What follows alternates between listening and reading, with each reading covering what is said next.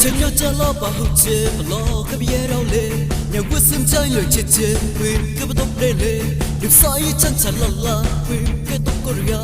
vì chiều mang tay nào hay chưa cái tóc cala ba cứ ha lo cái tóc đau lệ ha cái chê tay chân lệ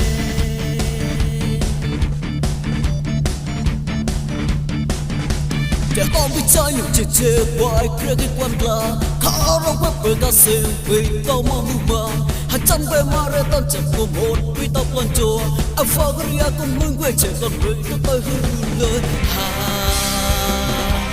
vì tao tới hư lời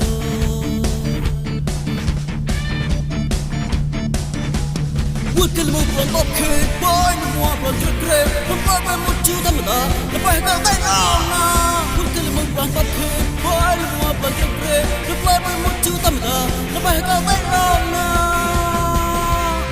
tay mẹ mua còn rong na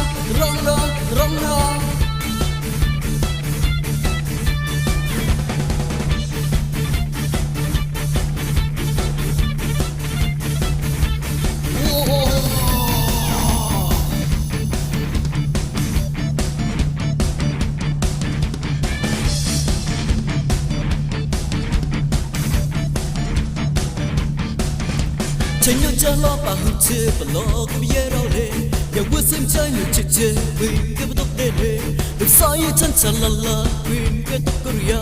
vì chiều mang tay nào hay chưa cái tóc cala ba cứ ha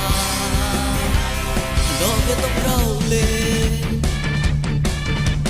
ha cái chê tay chân lệ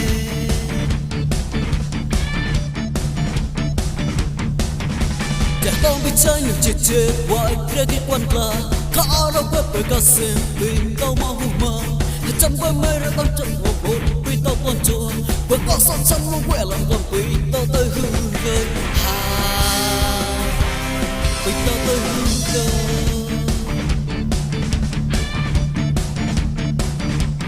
quên cái mục còn bọc khê boy nó mua còn rất ghê nó nói với một chú tâm ta nó bay vào tay rong na còn tóc khê boy nó mua còn rất ghê nó bay với một chú tâm ta nó bay vào tay rong na quên cái mục còn tóc khê boy nó mua còn rất ghê nó bay với một chú tâm ta nó bay vào tay rong na quên cái mục còn tóc khê boy nó mua còn rất ghê nó bay với một chú tâm ta nó bay vào tay rong na tay mẹ mua còn rong na tay rong na